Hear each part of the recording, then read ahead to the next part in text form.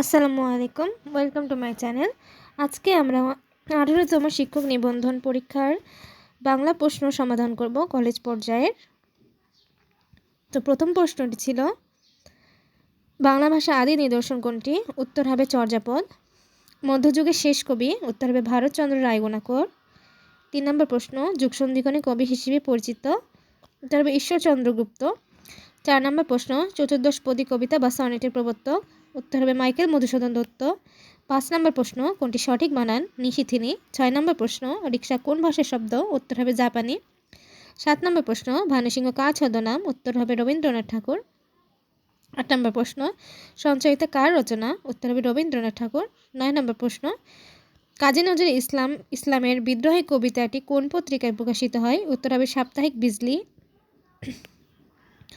10 নম্বর প্রশ্ন, পাবক শব্দের সমার্থক শব্দ কোনটি? উত্তর হবে অগ্নি।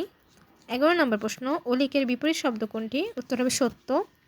12 নম্বর প্রশ্ন, সুলতানা স্বপ্ন বেগম রোকেয়ার সাখাওয়াত হোসেন রচিত উপন্যাস?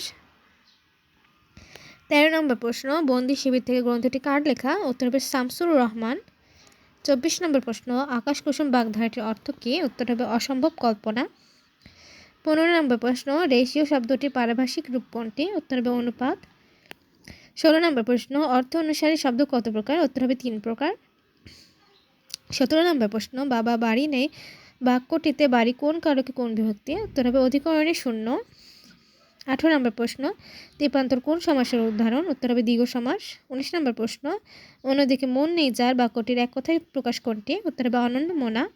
20 নম্বর প্রশ্ন, বনস্পতি শব্দটির সন্ধি বিচ্ছেদ কোনটি? উত্তর হবে বনযোগপতি। এখানে আপনারা বানানটা খেয়াল রাখবেন। 21 নম্বর প্রশ্ন, কর্তব্য শব্দের প্রকৃতি ও প্রত্যয় কোনটি? উত্তর হবে ক্রিযুক্তব্য।